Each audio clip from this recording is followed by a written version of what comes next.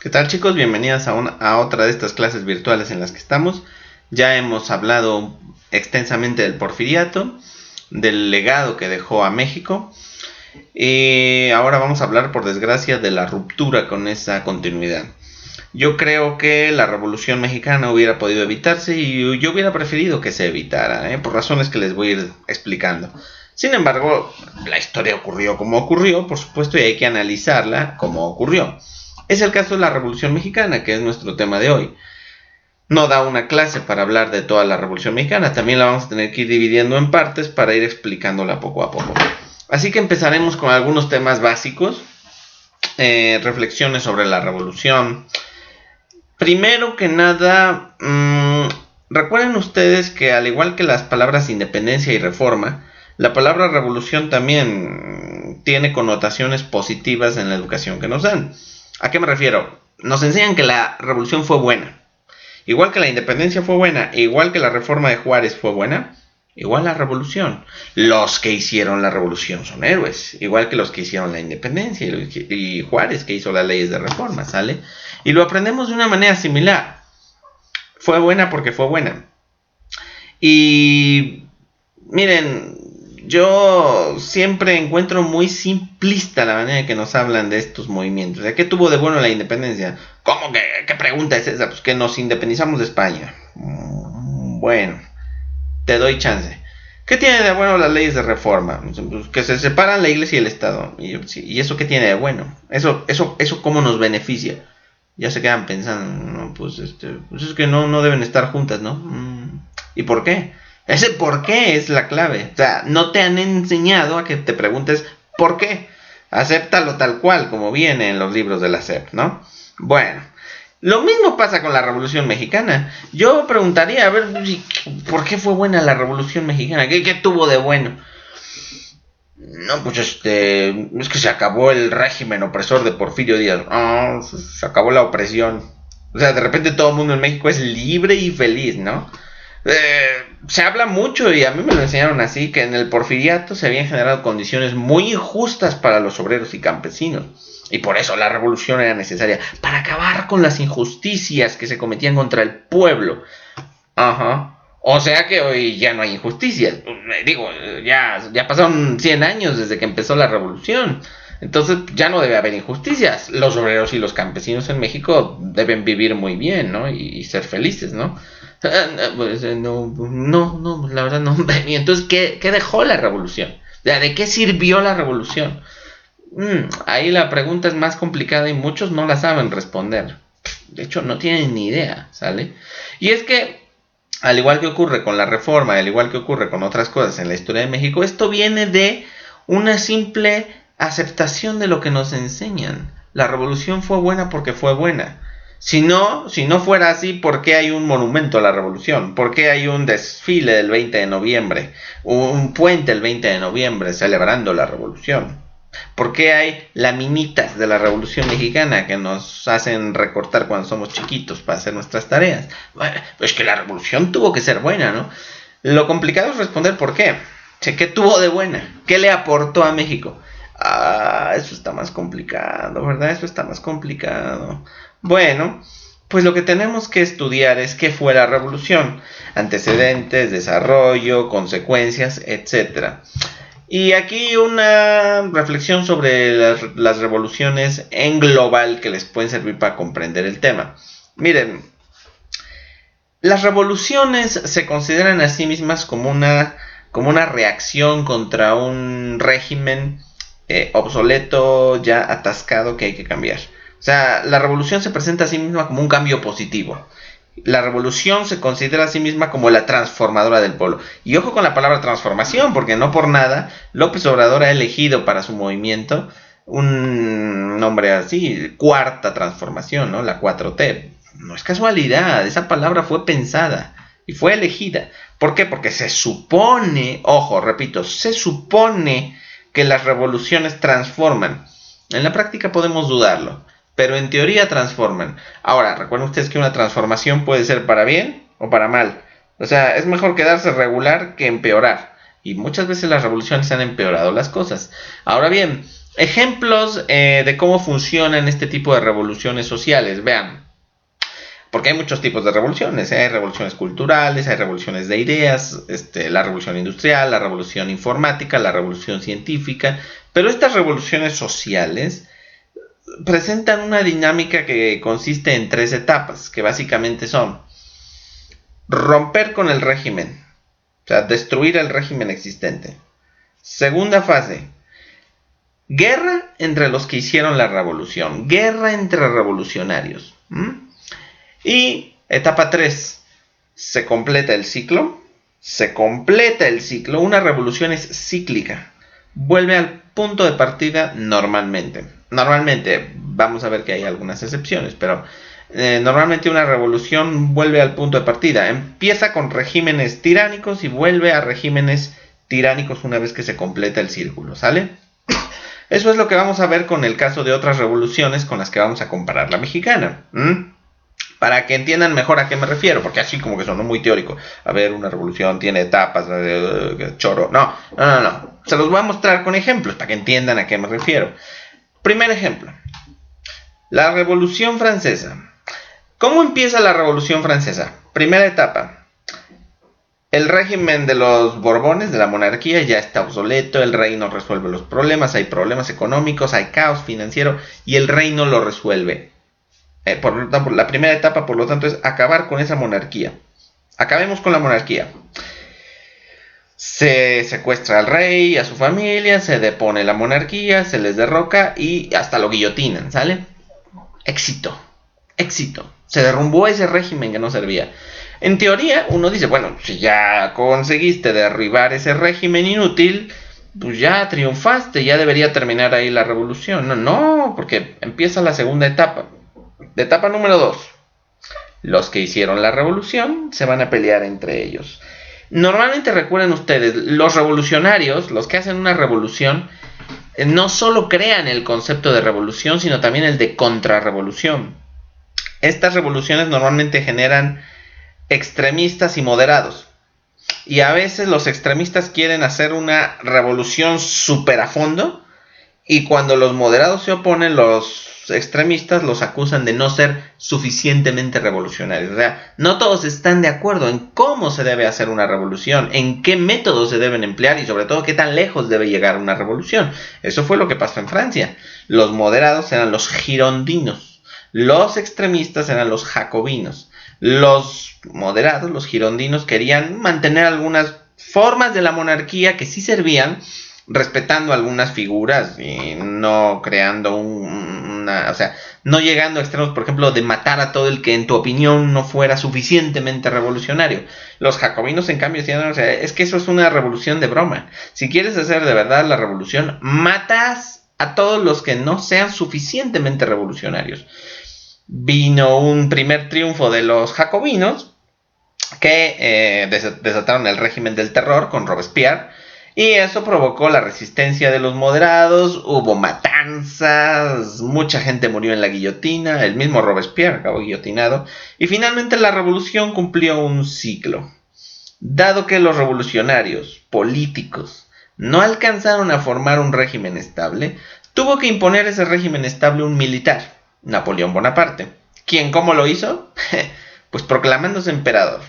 Así que la revolución, que comenzó con una monarquía, completó su ciclo y volvió a ser una monarquía. Claro, hay que reconocerle a Napoleón que él no fue el rey mediocre que había sido Luis XVI. Un caso más fuerte son las revoluciones rusa y china, que en eso cumplen ese modelo de revolución perfectamente, pero perfectamente. A ver, empezamos con la China. Revolución China. Ojo, los estudiantes mexicanos suelen no estudiar la Revolución China ni la rusa. No, si no estudian ni la mexicana, ¿no? No la estudian. Repiten lo que les enseñaron y eso no es estudiar, acuérdense, ¿eh? Bueno, la Revolución China, ¿cómo comenzó? Pues recuerden ustedes que China había sido gobernada durante siglos por emperadores. Un modelo monárquico, un modelo imperial. Se consideraba que el emperador era una especie de semidios, una divinidad. Y había habido dinastías en su momento China fue muy exitosa. Los emperadores, el emperador era una figura muy, muy respetada, sagrada para los chinos. Pero a principios del siglo XX, a finales del XIX incluso, esto empieza a cambiar.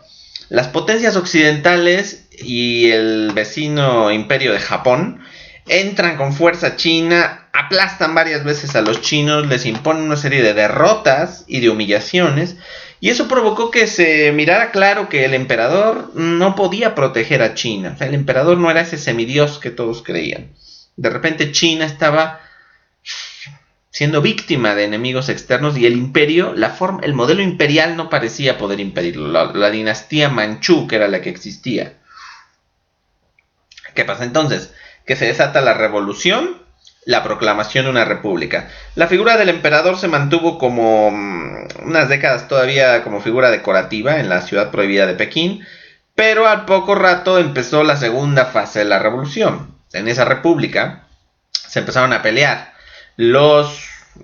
varios bandos de señores de la guerra. Al final se formaron dos grandes bandos: comunistas dirigidos por Mao Zedong contra nacionalistas dirigidos por Chiang Kai-shek, el Kuomintang.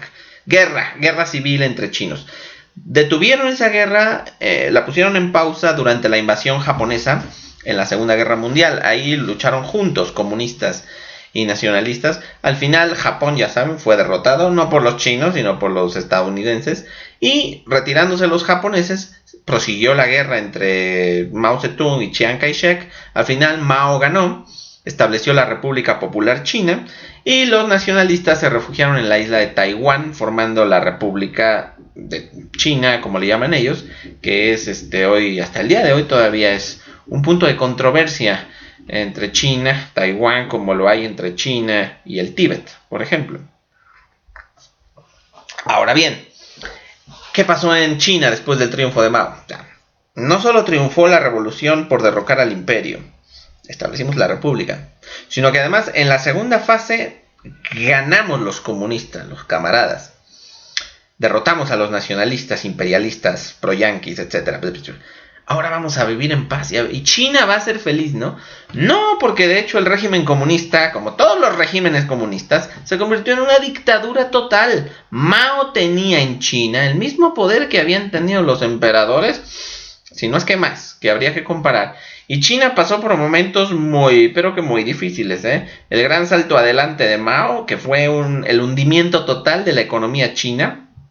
Millones de chinos se murieron de hambre gracias a las políticas comunistas de Mao, como su plan loco de de volver a China una potencia mundial en producción de acero, pero no sabían cómo fabricar acero y desperdiciaron tiempo, recursos en intentar fabricar acero. Mataron los gorriones porque creían que los gorriones eran enemigos de los cultivos, y como los gorriones dejaron de comerse gusanos, los gusanos se comían las plantas y fue una hambruna en China. O sea, con Mao China padeció el gran salto adelante. Y después con la revolución cultural china, que no consistió sino en el rechazo de todo lo occidental. O sea, todo lo eléctrico, electrónico, lo moderno, automóviles, todo eso que viene de Occidente es un producto del capitalismo que nos quiere imponer sus modelos dominadores y explotadores, como si en la China comunista no se explotara a la gente, ¿no? Bueno, al final, ¿qué pasó? Bueno, que cuando murió Mao y vino otro presidente, Deng Xiaoping, tuvo que salir de ese modelo, y fue la única manera en que China ha podido salir de ese hoyo en el que estaba, ir abandonando ciertos elementos del modelo comunista y abrirse al mundo. Y claro, lo hicieron súper bien, ¿no? Y China es una potencia. Además de haber generado el coronavirus, bueno, ha producido muchas otras cosas. Hoy en día, todo lo que tú quieras comprar viene de China, está hecho en China. Bien, pero después de haber salido de un imperio obsoleto, decadente y que los tenía en la ruina, China completó ese ciclo y volvió a ser un país oprimido y sufriente bajo el yugo de Mao Zedong. Bien, Rusia, caso de Rusia, la Revolución Rusa, que ocurrió más o menos al mismo tiempo que la mexicana. El imperio de los Romanov, del zar y su familia, era un imperio obsoleto, malas decisiones, mal gobierno, opresión, sí, por supuesto que lo había. De hecho, al pueblo ruso le cayó muy mal la derrota ante Japón. Recuerden, la guerra ruso-japonesa en 1905 fue para los rusos una gran humillación que Japón los derrotara. O sea, el pequeño Japón derrotó a la gigantesca Rusia y gracias a la incompetencia del zar. O sea, ¿de qué sirve el zar si no sabe gobernar este imperio? Y es un imperio muy grande que necesita ser bien gobernado, ¿no? Se van generando complots, se crean los movimientos revolucionarios clandestinos y al final estalla la revolución cuando Rusia estaba en plena Primera Guerra Mundial, la revolución de octubre de 1917. Tómala, contra el zar, lo hacen prisionero, lo capturan, se cae la dinastía de los Romanov, incluso el zar y su familia acaban asesinados, fusilados, ¿sale? Se acabó, triunfó la revolución, ¿no? Ahí todos contentos. Pues no, porque ahora vienen las luchas, sobre todo entre bolcheviques comunistas y mencheviques no comunistas. Y hay una guerra civil rusa, Rusia entró en el caos y al final, después de toda esta lucha, triunfaron los bolcheviques. Rusia se convirtió en la Unión de Repúblicas Socialistas Soviéticas o Unión Soviética, la URSS. Gracias a Dios a ustedes ya no les tocó. Cuando nacían ya no existía la URSS. La URSS, en teoría, empezaba una época de paz y prosperidad porque triunfó la revolución, ¿no? Pues no, porque ahora va a completar el ciclo. Salió de un régimen tiránico, despota e ineficiente como el de los zares para llegar a un régimen igualmente déspota e ineficiente como el de los bolcheviques. Lenin, pero sobre todo Stalin, se convirtieron en tiranos autocráticos, igual que el zar. En Rusia tú no tenías libertades, igual que no las había durante el imperio de los zares. No crean ustedes que en Rusia se vivía feliz y contento. No había libertad de prensa, no había libertad de opinión, no había libertad de crear un partido político anticomunista. O sea, debía ser comunista, camarada. De lo contrario, exilio a Siberia o fusilamiento o lo que quisieras, pero te desaparecían. En Rusia era una obligación ser comunista y pensar como el gobierno. Si no lo hacías así, te acabaste como ciudadano, como profesionista o como persona, básicamente. Rusia tuvo sus momentos de brillantez gracias a su triunfo sobre Alemania, triunfo en el que contó con mucha ayuda militar y material de Estados Unidos, se convirtió en una potencia atómica. Sin embargo, conforme avanzan las décadas, se vio evidente que el modelo soviético iba en decadencia. Ya en la década de 1980 se vio muy claro que la URSS no podía mantener su modelo económico y productivo y al final, mientras, por ejemplo, en la Guerra del Golfo Estados Unidos hacía un despliegue de toda su tecnología militar ya computarizada, Rusia no sabía casi ni lo que era una calculadora moderna. Entonces, Rusia tuvo que ir abandonando poco a poco esos modelos. La perestroika y el glasnost fueron síntomas de que el comunismo soviético se iba cayendo. Al final cayó. En 1990 fue que se derrumba la Unión Soviética y la Rusia de hoy ya no es comunista. O sea, pero les costó décadas de estar ahí estancados y atrasados, ¿sale?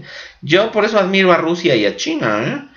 A pesar de todo el estancamiento en que los sumió el comunismo, se han levantado y hoy son potencias duras. Como que el patriotismo generado por el comunismo los ha levantado y es de lo poco bueno que dejó el comunismo a esos países. Pero hoy en día, por ejemplo, en Rusia el comunismo no es bien aceptado.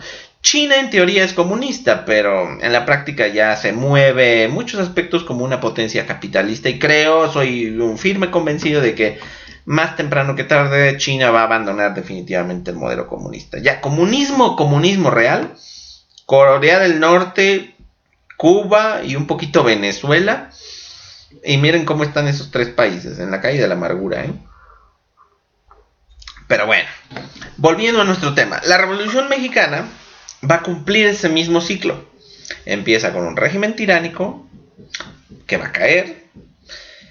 Van a pelearse entre ellos los revolucionarios por el poder, por supuesto. No crean que todos estaban de acuerdo en cómo había que hacer la revolución, ¿no? Se van a enfrentar. Hoy los vemos a todos juntos en los murales de Diego Rivera o de Siqueiros, pero en su vida real algunos de ellos se odiaban, no se podían ver ni en pintura. O sea, Villa y Obregón, Zapata y Carranza.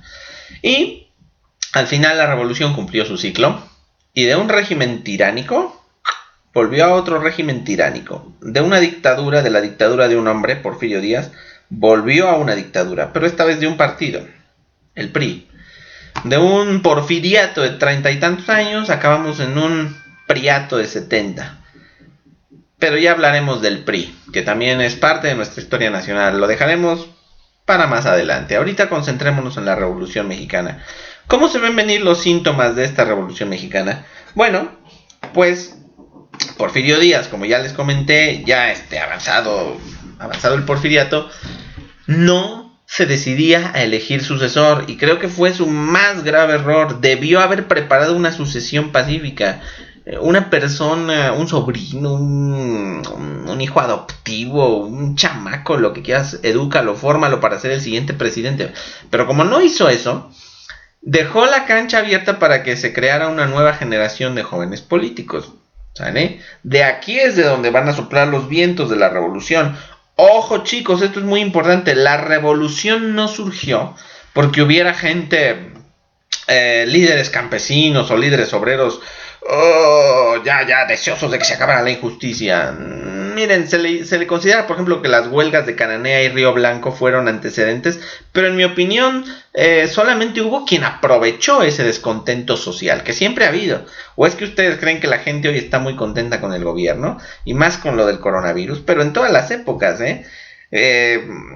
campesinos que andan padeciendo hambre, obreros mal pagados, los ha habido siempre, y los hubo en el porfiriato por mucho tiempo, y antes del porfiriato también, y después del porfiriato, y hoy lo sigue habiendo. No basta con que haya gente descontenta, se necesita que haya mucha gente descontenta, muy descontenta, y que haya un camino, una vía específica para movilizarlos, y eso es lo que va a ocurrir. ¿Cómo? Recuerden ustedes, por ejemplo, el lema de Francisco I. Madero. El lema de Francisco I. Madero, que a algunos no les pregunto y como que se les olvida, que sin embargo viene en los sellos del gobierno federal. Sufragio efectivo, no reelección. Ese era el lema de Madero. Sufragio efectivo, no reelección. ¿Y cómo bueno, ahorita lo vamos a analizar, no basta con saberlo. ¿Cómo se llamaba el partido? El partido que fundó Francisco I. Madero para oponerse a Porfirio Díaz. No era partido revolucionario, Ojo, Madero nunca dijo, sí, mi partido va a ser el partido de la Revolución Mexicana. No, acuérdense del nombre del partido de Madero. Partido antirreeleccionista. De nuevo, su lema era no reelección y su partido era el antirreeleccionista. Conclusión, el objetivo de Madero era impedir las reelecciones de Porfirio Díaz. Era una lucha por el poder. Madero quería el poder. No nos engañemos, no se engañen pensando que esto era luchar por las clases bajas. O sea, el lema de Madero no era pan para los pobres, justicia para los oprimidos, sueldos justos, tierras para el que la trabajen. Eso va a ser Zapata. Pero no, Madero era simplemente sufragio efectivo, no reelección. Que Díaz no se reelija. Era una lucha por el poder. Y Madero al principio no quiso hacer una revolución. Quiso con su partido participar en las elecciones y ganar el poder democráticamente. Nunca tuvo la intención de hacer una revolución, al menos no en este momento, ¿vale? Y su movimiento empezó a cobrar fuerza. Madero, ¿a qué clase social pertenecía? A veces se nos olvida. Madero era obrero, Madero era, no sé, zapatero, artesano, campesino, clase baja. Pues no, Madero provenía de una familia aristócrata, hacendaria. Madero era un niño rico, fifí, mimado, con estudios, con cultura, con dinero y con ambiciones políticas. Pertenecía a una clase, a una generación de jóvenes políticos que ya querían que les tocara a ellos gobernar. O sea, Porfirio Díaz ya gobernó mucho y lo hizo muy bien, felicidades, pero ya jubílese, ya está usted viejo. Ya entrega el poder a los jóvenes. Quería el poder Madero. Eso es un hecho. Ya después de obtener el poder, ya pensamos en esos otros temas como los campesinos, las tierras, los obreros, etcétera, etcétera, etcétera. Lo que nos surge es quitar a Díaz del poder, acabar con las reelecciones de Díaz. Crece el movimiento de Madero. Al principio era como que un rumorcito que ahí anda Madero, después crece más el movimiento, después se empieza a ser preocupante. Llega el momento en que Porfirio Díaz y su gabinete, sus consejeros, no pueden seguir ignorando más el tema de Madero.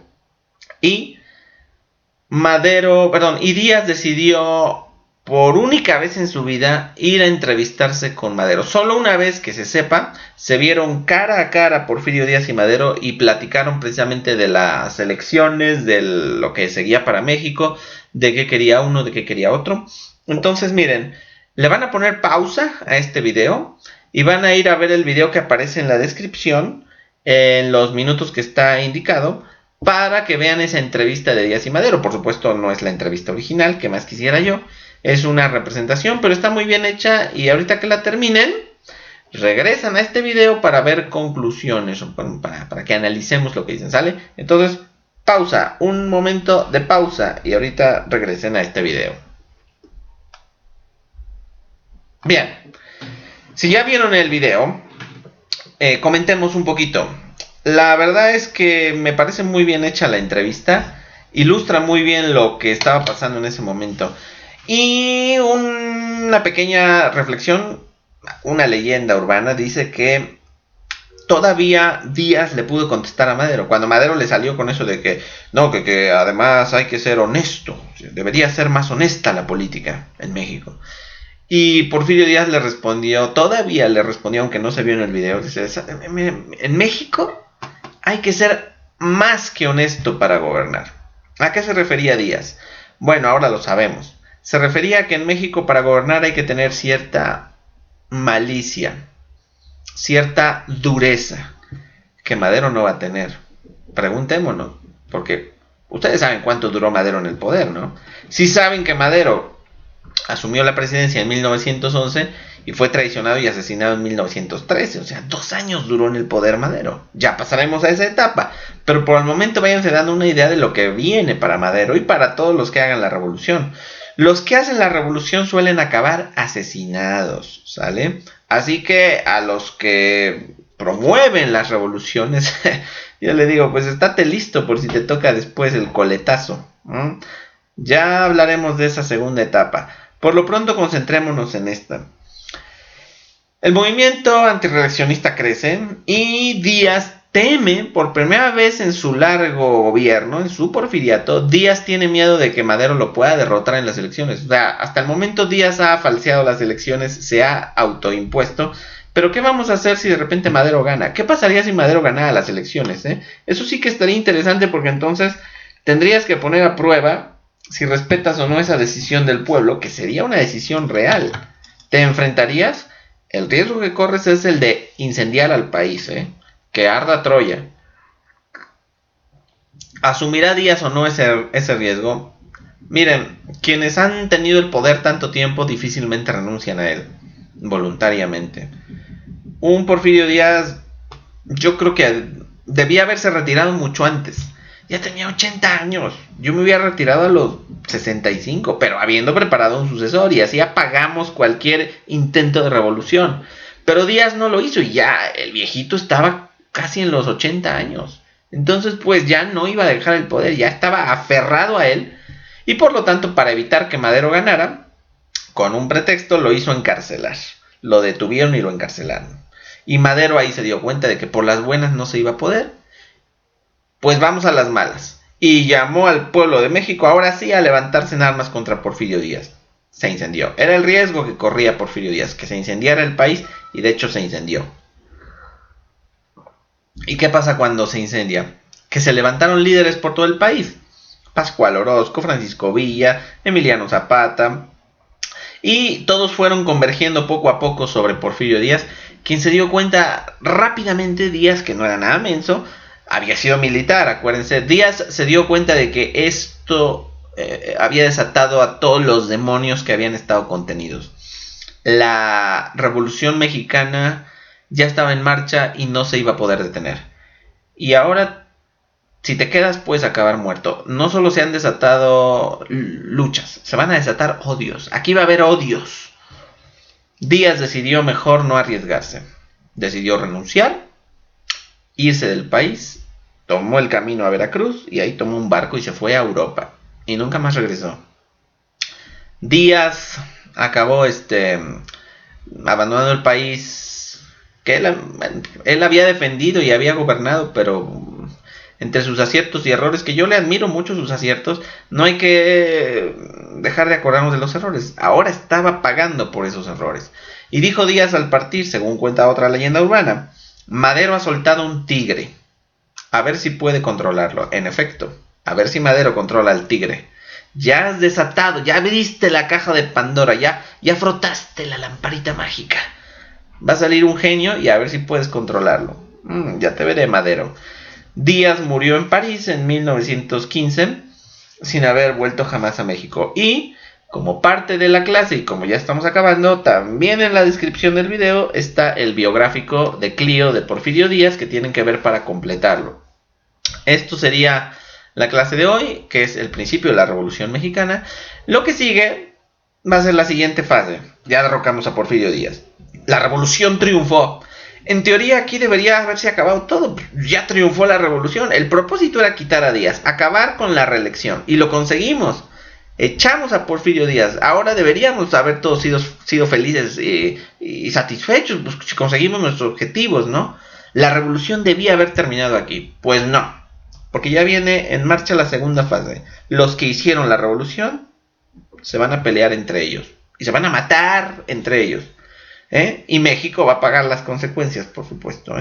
Así que ni se emocionen, chicos. La Revolución Mexicana no termina con la caída de Díaz. De hecho, apenas empieza. Y parece ser que Madero no lo vio venir. Por algo Madero no duró tanto tiempo como hubiéramos querido, ¿verdad? Muy bien. Con esto terminamos esta clase. Pues échenle ganas, síganse cuidando. Y no olviden ver el video de la descripción. Nos veríamos en la siguiente sesión, ya para la segunda parte de la Revolución Mexicana. Ahora sí, chicos, van a haber odio, muerte y violencia, porque eso fue la revolución. Pero vamos a insistir más sobre eso en la siguiente clase. A ver, nada más quédense con esta idea. No idealizar a la revolución. Por desgracia nos idealizan a la revolución, como si hubiera sido una fiesta, como si todos hubieran estado felices haciéndola. ¡Wow! Pues es la Revolución Mexicana. ¿Quién no quiere hacer la Revolución Mexicana? ¡Padrísimo! No, chicos, van a haber muerte y violencia, se los garantizo, ¿sale? Bueno, nos vemos en la siguiente clase y cuídense mucho. Tengan cuidado, el virus está avanzando y ya lo estamos sintiendo cerca de nosotros, Así que a cuidarse. Bonito día.